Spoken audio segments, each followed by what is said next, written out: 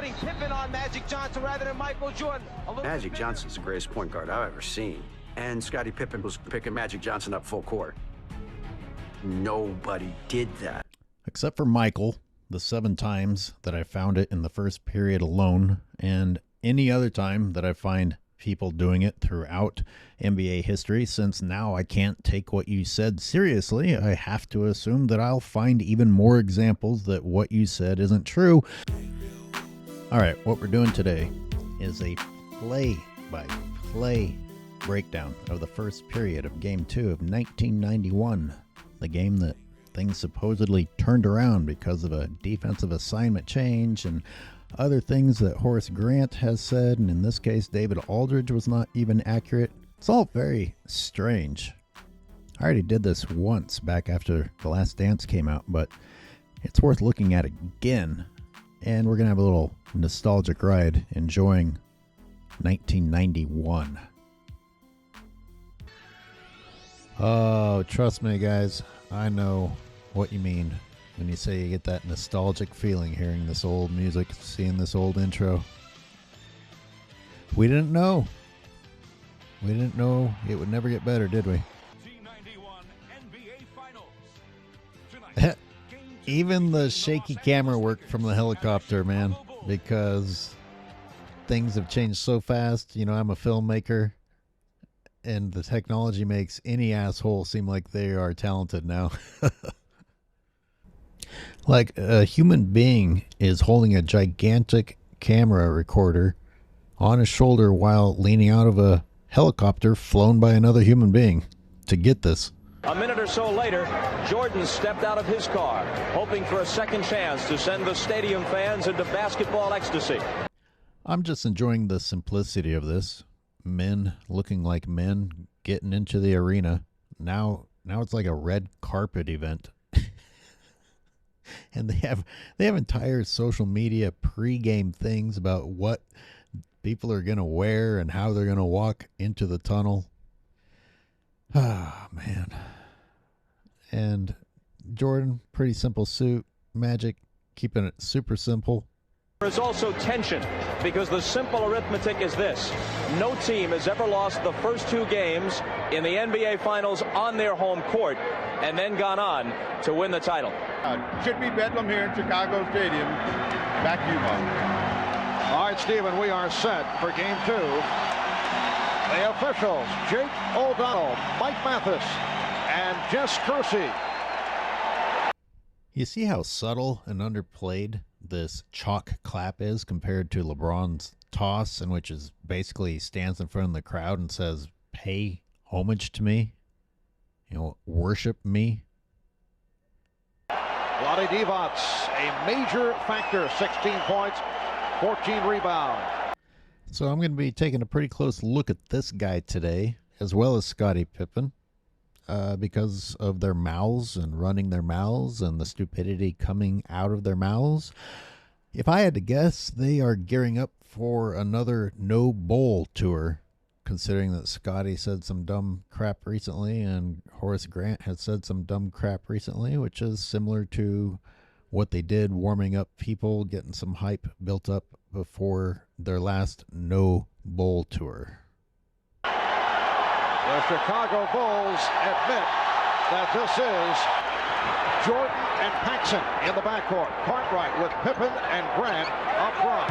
Here's Pippen off the fake on Worthy. So Pippen jukes the shit out of Worthy here, but then he can't convert. He's wide open. And, you know, when you get wide open and you're like, oh, shit, I'm so open, then it becomes a mental battle. You know, if you miss at that point, it's a mental battle. Paxson around Perkins. And it's a goaltend. They show a replay here in a little bit. It is indeed a goaltend, but who would have thought that Paxson had the first points of the game? In fact, he has an amazing game. Vlade Divac. You know, we go all the way back to 1991 with the NBA bringing in European players, probably prior to Divac too, if I do my research. I think they've just like blown it out of proportion now and are like fooling people into talking about it. Like it was a natural progression.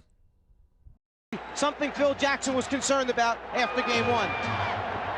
Scott and Johnson in the backcourt. Divac with Perkins and Worthy up front. First defensive sequence for the Bulls. I'm playing it back so that you can see that Jordan is on Magic, Pippen is on Worthy, and you're going to see that Jordan actually kind of sticks around and helps Pippen on Worthy. Then he goes out to Magic. Then he comes back. He's trying to discourage Worthy. Jordan slacks off to go on to Magic, and Worthy spins baseline effortlessly on Pippen, but kind of like Pippen did at the other end, misses the open shot.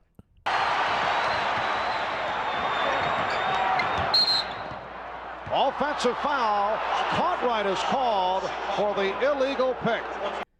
It's not that it isn't illegal. I mean, technically it is. It just doesn't look like anything compared to oh, man, that's fucking nothing compared to the shit they do today.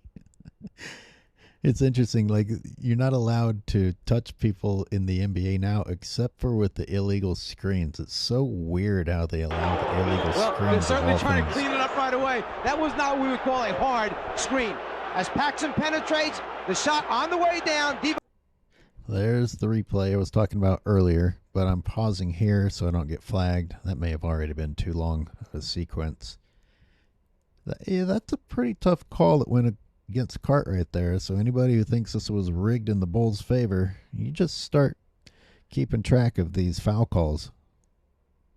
You should also keep track of Jordan's shots, or lack of shots, I should say, to start the game, and his focus on getting the rest of the team involved.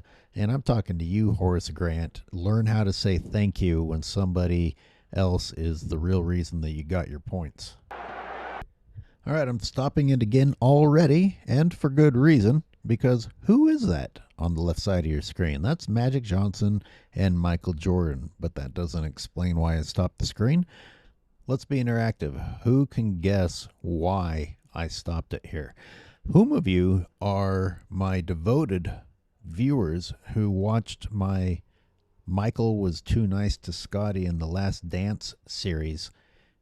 Because they really overhyped this, which means that Michael Jordan must have given the green light to overhype what Scottie did in this series defensively. You got this guy who comes in and really sells the drama about nobody picked up Magic Johnson full court, but Scottie did it. You're putting Pippen on Magic Johnson rather than Michael Jordan. Magic Johnson's the greatest point guard I've ever seen.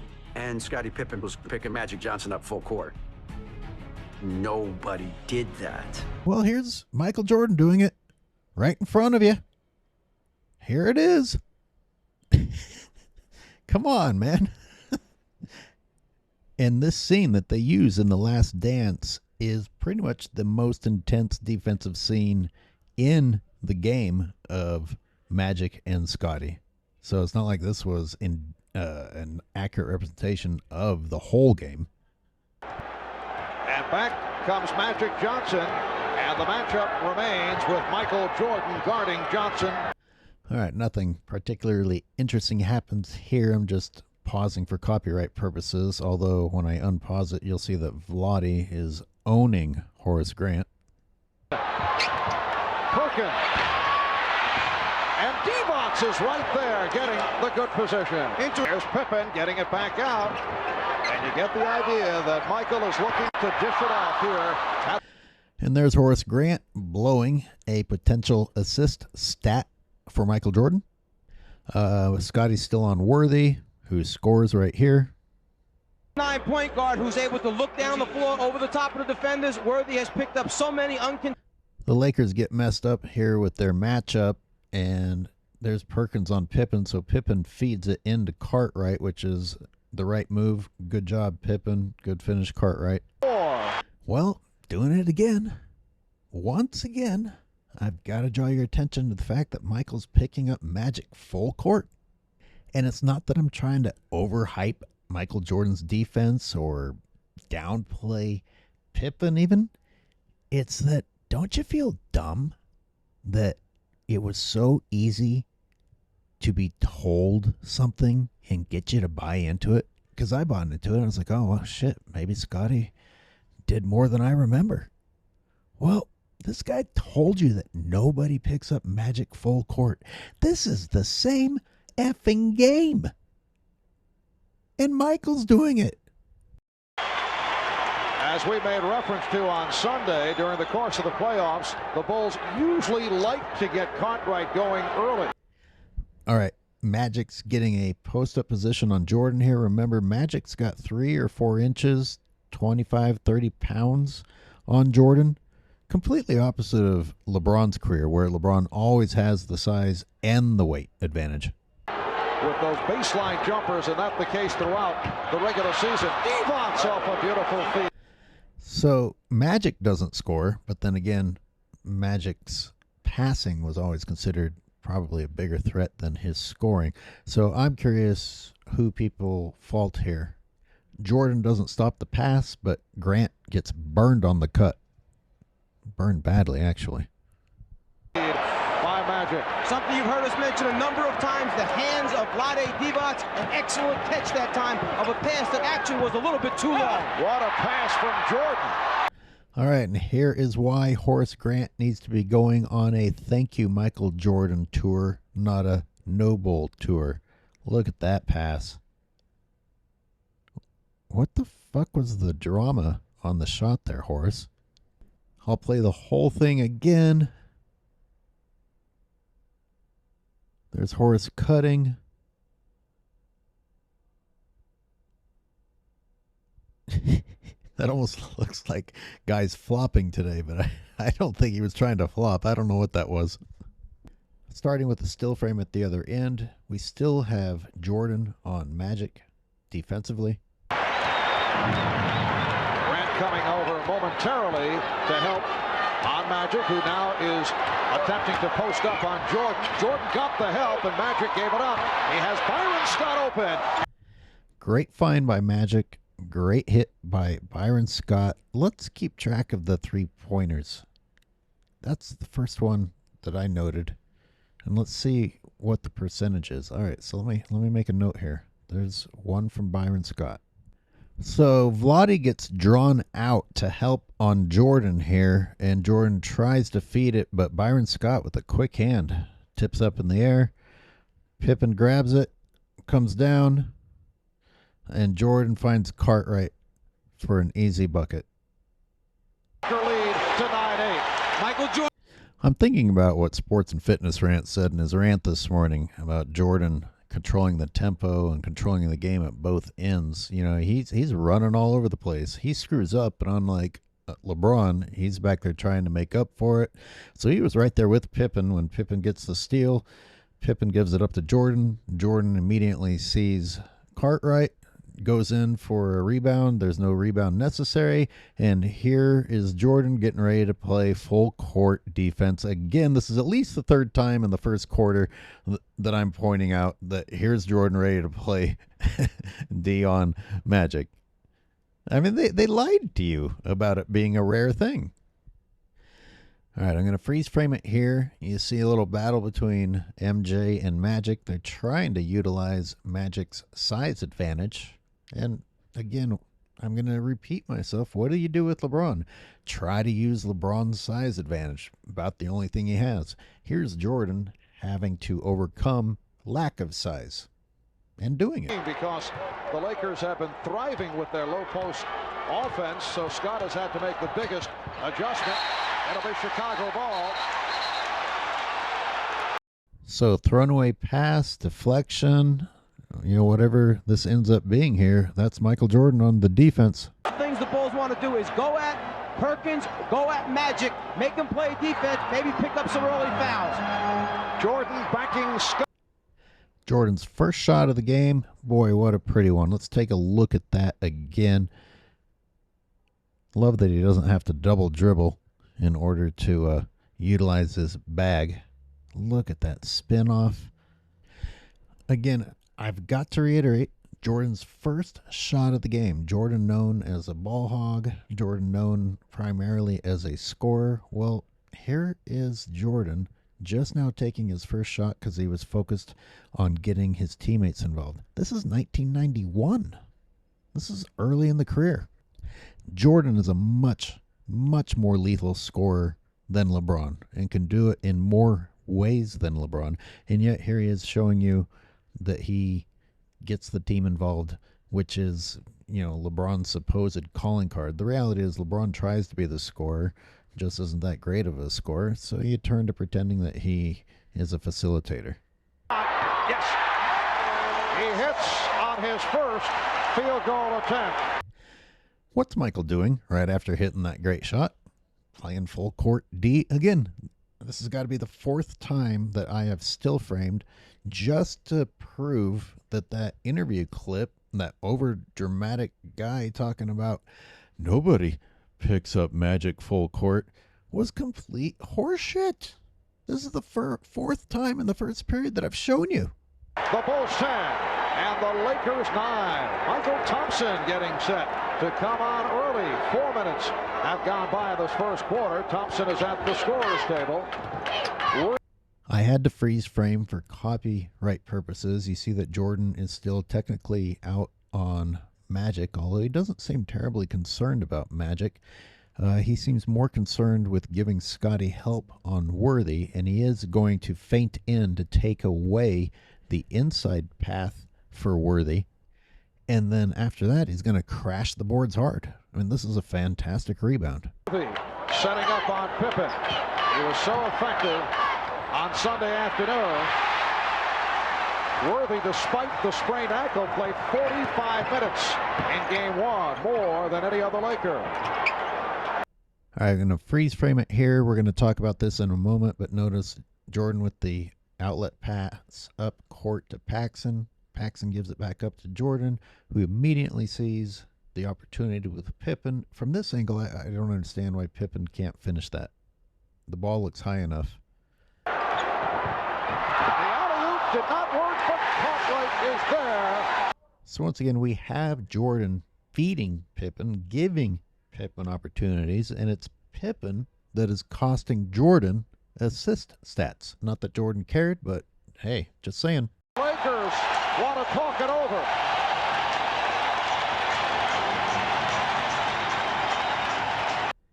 Look at that crowd. Look at the guy in the red shirt next to the sign. That little pudge coming out from under his arms. That's nothing today. He's the fattest guy in the crowd. Boy, things changed fast. And look at the ratio. You got your one token black guy. Of 12 to 9. Boy, that looks pretty good to me. I mean, you see the defenders are reaching out, but those are Scottie's two hands on the ball there. Grab that thing and finish. That's a pretty darn good pass.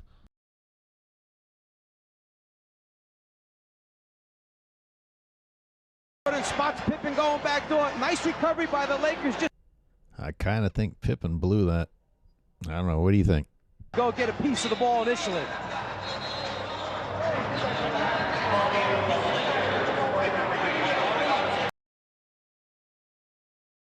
Cartwright tried to lay it off for Jordan. Thought he'd be cutting by. Thompson steps out on a switch.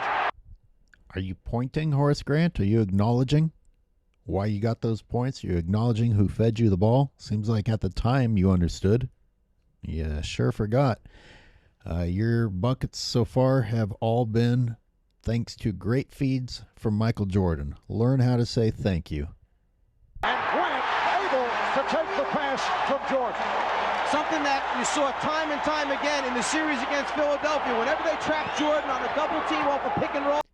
All right, it's a copyright stop, but another opportunity to show you that Michael Jordan is still guarding Magic Johnson. The Bulls are in the lead.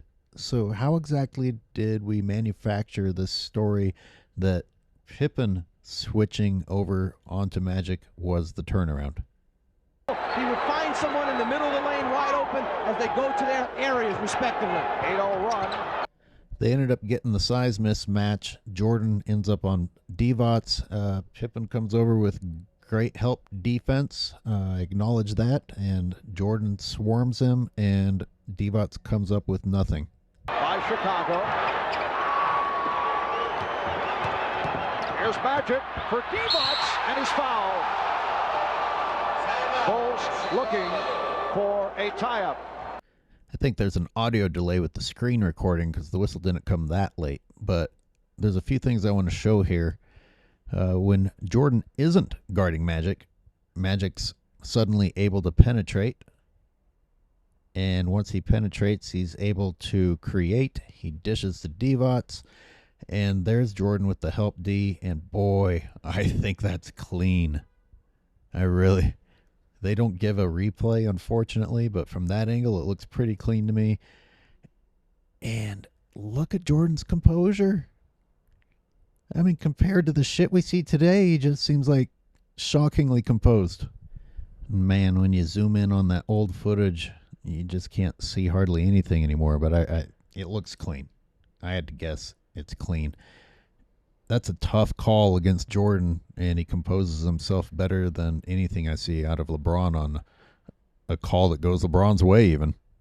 Check out Michael Jordan's eyes as he looks to his right at the last minute. Divac goes for the eye fake, flies across the lane. Jordan finds his teammate Grant under the basket for the score. And it was Michael Jordan who committed that foul just before the timeout, his first of the game. Fast start by Bill Cartwright with... Stopping again for copyright reasons, but also just to appreciate that what Cartwright did had value, but it's not like Jordan ever got to rely on his centers to carry the burden of scoring any time in his career. And right on cue, here's Cartwright with a baseline air ball. That's right after Vlade makes both of the free throws.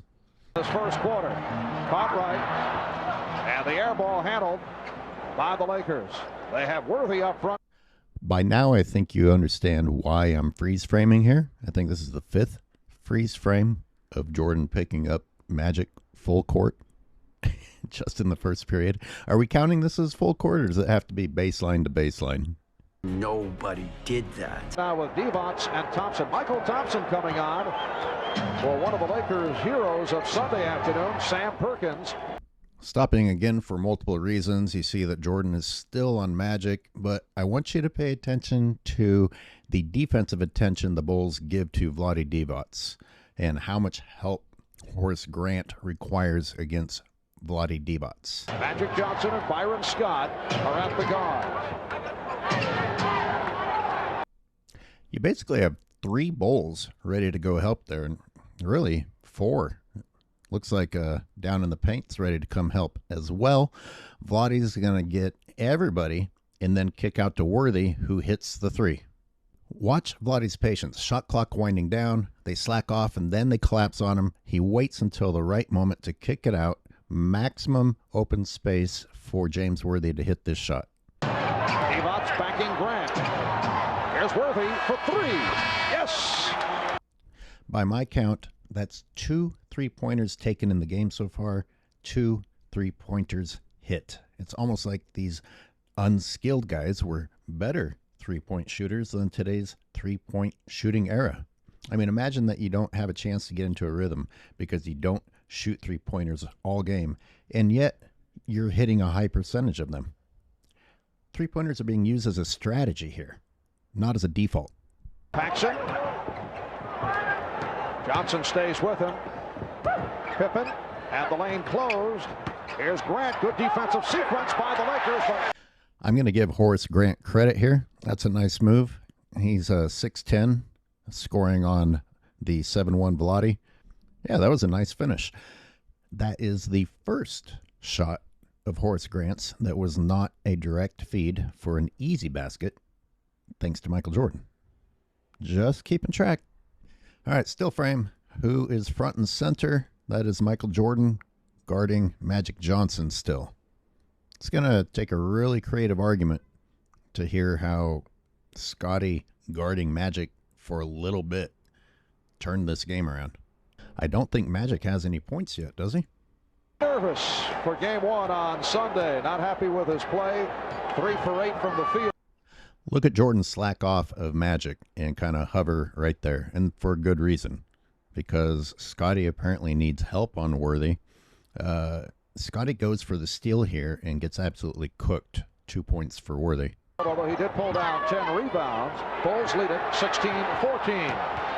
As we come up on 5 minutes left first. And you'll be able to see Horace Grant coming over to help also. That's just a great finish by Worthy over the outstretched arms. And there's Jordan passing to Paxson. Paxson was fantastic this game. And I want to mention the efficiency here. We heard LeBron recently talking about you don't need to dribble the air out of the ball. Well, LeBron is the one who always slows things down for the Lakers and dribbles the air out of the ball and does unnecessary crap. Did you see the simplicity here? Jordan saw the opening, passed it to him, boom, done deal. And I'm not calling that an amazing assist or anything. In fact, it gives me an opportunity to talk about the fact that that assist, as simple as it was, reminds me of LeBron's boring assists that people are so excited about. Except that with LeBron's assists, Paxson would have taken a couple of dribbles and made a move and then finished, and it still would have counted as an assist for LeBron. Today. Paxson providing at 18. Well, you know why I'm freeze framing it here. Who is that harassing Magic Johnson before he even gets to half court? I think this is the 6th still frame I've taken of this in the first period, and I'm thinking about Horace Grant's silly quote that Pippen made Magic twist and turn and go sideways with his dribbling. That's how Magic dribbled, and here he is doing it now. 16 lead for the Bulls. John Paxson looking to get his shot back into it. And you can... So once again, there is Horace Grant just getting smoked by the cutting Vlade Divac. Yes, there was a screen set, but man, you got to expect screens. Hey, what's Magic going to do? Not pass it to Vlade? Everyone involved. Jordan has attempted only one shot, and he hit it. Listen to that line again. Everyone involved. Jordan has attempted only one shot, and he hit it. It's not like they lost confidence in the triple post offense. If they did, they would have gone to a lot of isolations this game. All right, credit to Scottie Pippen for that move and that finish. Although as tight as they were calling first steps back then, I'm surprised they didn't call a travel on him. I mean, I don't know if it was or wasn't, but they were really strict back then. Crowd responding to the defensive work by the Bulls. All right, Jordan gets called for his second foul there, guarding Magic Johnson. It's hard for me not to think about how LeBron James is just going months without having a foul called on him, without having a single foul to his name, while he's beating the piss out of people. And the foul called by Jess Kersey, and that is the second on Jordan. He had 5, as did Pippen, in game 1. All right, you're about to see the switch. Pippen is going to go on to Magic. Jordan is going to go on to Worthy. I want you to ask yourselves if you value assists more than points, because Worthy has had more points up to this point, and Magic has had some assists to the cutting Divac. When you're giving up 20, 25 pounds, it certainly isn't that easy. Do you change the matchup? Do you stay with Jordan on Johnson? Think of all the energy, as you mentioned earlier. All right, Scottie taps away the ball from Magic. Good for him. Magic needs to adjust from Jordan's 6'11 wingspan to Scottie's 7'3 wingspan, getting in there and getting the ball. Now we have Livingston on Worthy. Scottie's on Magic. Jordan is over on Byron Scott. Here is Worthy on Livingston, and there's some help. And the ultimate help, Jordan comes all the way from the perimeter and swats that away. He thinks it's out on the Lakers. The refs don't agree, and Jordan calmly walks away instead of carrying on with a tantrum. That defense leaves the Lakers with 1 second on the shot clock, which leads to a violation.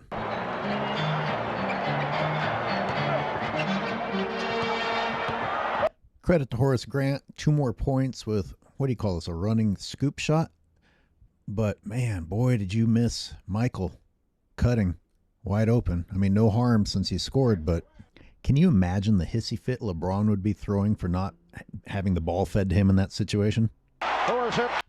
I bet you can guess why I am freeze framing here. That's Scottie picking Magic up near half court. I guess we'll call it full court because that's what they said in the last dance. But we've got 3:15 left in the first, and this is the first time that we've seen it. Jordan has already done it 7 times this game. All that's fine, except when you're told a story that nobody does this and act like this is the turning point in the game. This is the play that's featured in The Last Dance. You hear the crowd get excited. Hey, Scottie's playing great defense on him, but why was it necessary to add the untrue story that nobody does this and that Jordan couldn't cover Magic? Magic didn't do shit against Jordan. I also want you to listen to the crowd and then tell me that this narrative that Scottie wasn't appreciated is true. Sounds like he's plenty appreciated already in 91. 4 of his first 5. Bulls lead by 4. Perhaps Grant knew he was going to make strong moves to the basket this evening, came back with the goggles to protect those eyes. Yes, he Got nothing negative to say there. Great defense. My only problem is that they added a false story to it. Great D. The other problem is that despite the great D, Magic's about to take Pippen to the hole here, and the rest of the Bulls have to come help. discarded the goggles. So that's Horace Grant. It appears to be partially blocking that shot after Magic got past Pippen. And before that, if we rewind, you see Cliff Levingston leaning in to also provide some help and discourage Magic. I just think that if 50% of the team is helping you, then you don't get to say that you shut that player down. Otherwise, 50% of the team wouldn't need to be helping. Crowd applauding the efforts by Pippen. Magic goes to the finger roll, rebounded by Levingston. We have another highly efficient offensive possession. Jordan wastes no time. As soon as he draws the D and sees the opening for his teammate, he dishes. That is Cartwright with another easy basket thanks to Michael Jordan, who has only taken one shot himself thus far. Cartwright from Jordan. Okay, I'm stopping a lot, but I'm being thorough. You know why I'm stopping. I'm acknowledging that Pippen is picking up Magic pretty deep in the backcourt. I'm not here to say that Pippen didn't play defense on Magic. I'm asking why The Last Dance included the story that nobody picked up Magic full court, when in the exact same game that they told you that lie, we have evidence that Jordan himself was doing it. I just don't understand. If you have a hypothesis, please tell me. The Bulls in the midst of a run, now lead by 6. And the Okay, so Magic gets across half court and is trapped, calls timeout, but it looks to me like that was a planned timeout. In any case, they're walking off. There's Jordan. He's happy for his team. His priority is for whatever's working for them to win. And my God, look at those hands. Those are some alien length hands, man. That's got to be nice to have playing basketball. we mentioned earlier that several Chicago Bulls candidly admitted that they were nervous going into game 1, and I talked about that with Bill Cartwright. All right, I'm going to cut out Bill's actual audio, but on the live stream this morning, which I encourage you to listen to if you find this topic interesting, I mentioned how so many of the Bulls admitted that they were really nervous, and maybe that's why they lost game 1. But who do you think wasn't nervous on that game? Who do you think was the rock? Who do you think was the foundation? Who do you think rallied them to believe and get over that nervousness? If you had to guess, if you wanted to give someone on that team credit for that. I mean, how much value do you put in that by itself? Looks like Scottie's still on Magic. Jordan is on Scott. And Jordan pulls down the rebound here. Let's pause for copyright purposes. Do do do do do do do do do. All right, Jordan turns on the Jets, comes down here and gets doubled. Look at him floating, hanging in the air to find a teammate that hasn't even arrived yet. Pippen airballs that so badly, and then Jordan has to force one up. He misses. Livingston gets called for an offensive foul. It's not that the Bulls could not handle the pressure. It's that they did not respond well to the pressure. Okay, do you see what happened there? And if we go back to earlier in the first period when Scottie was on Worthy, Worthy felt Scottie cheating too much. And when Scottie went for it, Worthy spun the other way and scored on him. Earlier, Magic was able to drive on Scottie. And here, once again, Scottie is cheating. Magic can feel it. And Magic simply spins the other way. Once again, the other Bulls have to come to Scottie's rescue. I'm sorry, that is not shutting down Magic. They understood the part. Look how many Bulls collapsed on Magic before Magic found the open man. Their problems were, at least they were big enough to admit it. The score on 24-18. This is their biggest lead. They are 12 for 17 from the field. What a pass by Jordan. So what we saw there was Jordan rifling a nice pass into Grant, who was in good position. But credit to Grant, you know, you had to finish well in order to score on the 7-1 Divac. Horace Grant, he is 5. All right, obviously I'm freeze framing because Scottie is picking Magic up half court, but I would like you to watch the rest of the play and tell me what important takeaways you see instead of me just announcing it myself. And then we'll take another look. For 6 from the field. Subtly, Phil Jackson has moved Michael Jordan into the point guard spot, playing Livingston at the small forward. Offensive foul call on Magic Johnson. Watch how heavily Scottie overplays this side of the ball. He just gives Magic the inside. Here he does it again, and he really just lets Magic go by him. That's lazy footwork, if you ask me. And Jordan has to step in and be the one who actually stops Magic. And when you talk about... Look how badly beaten Scottie is right here. Like, did the scouting report say that Magic can't spin inside? Because Magic gave him the inside spin, the inside path twice. And here he's just getting destroyed. Just beaten badly. Having courage. Did you see that? Did you see Jordan sense what was coming by reading the body language of the other players? So he adjusts from who he's guarding to instantly getting in position in front of Magic, who just destroyed Scottie on this drive. And good thing there isn't a restricted zone back then, because I would say that Jordan was standing in it, but that was not a rule back then, so this is a charge on Magic. Guts, keep in mind that Michael Jordan is playing with 2 fouls right now, yet he decides he's going to step in and take the offensive foul. With the exception of that one hyped up play featured in The Last Dance, I got to tell you that I'm not actually that impressed with Scottie's D here. All right, here Cartwright lets Vlade just strip him, and it turns into 2 points for Byron Scott. Look at Magic. That's a big boy. And after he came back from defeating HIV, apparently, he was even more yoked. You remember when South Park revealed that the cure was to put $800,000 directly into your bloodstream, right? Livingston misses here. I'm just going to fast forward through this. Scottie collapses to the middle here, leaving Magic wide open, but Magic misses anyway. I'm not sure if you chalk that up to defense. And just when you think you're going to have a reason to cheer for Pippen, he blows a dunk. And they call a foul, but you tell me. Is he getting hit there? And then when he... I think you have to finish that. But the Lakers don't understand who's stopping ball. They get confused. Just dreadful defense. Wide open dunk attempt.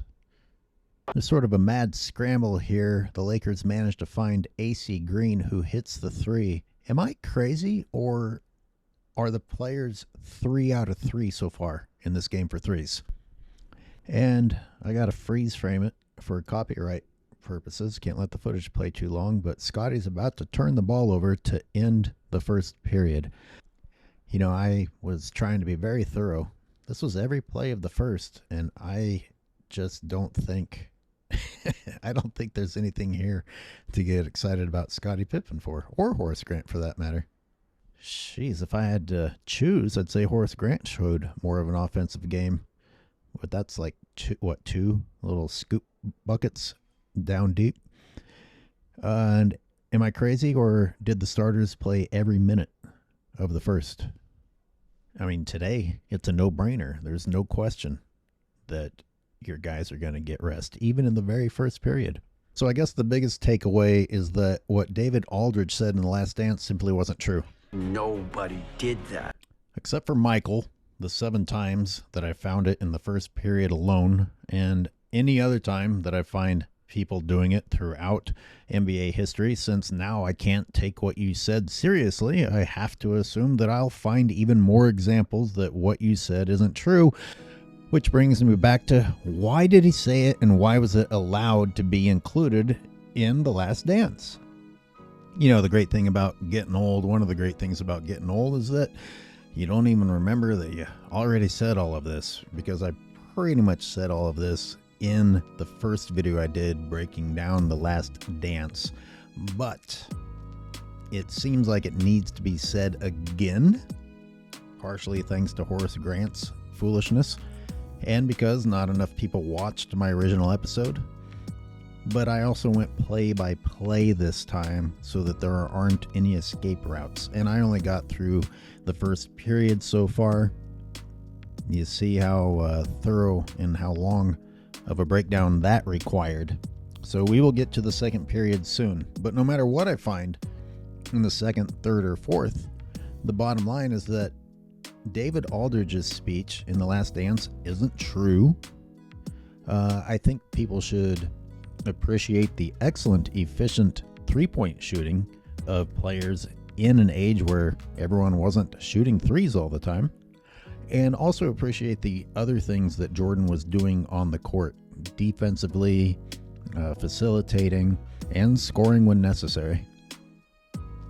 What else is worth noting? I see that Horace Grant had 6 points in the game, which means we pretty much already witnessed what Horace Grant was going to contribute offensively. Oh, same for Bill Cartwright, 6 points. Looks like we saw it all. All right, I'm going to save some of my analysis for at least the second period, because this is crazy long already. Please let me know what I missed. Let me know what you think. Let me know what you learned. Angry Old Hoops.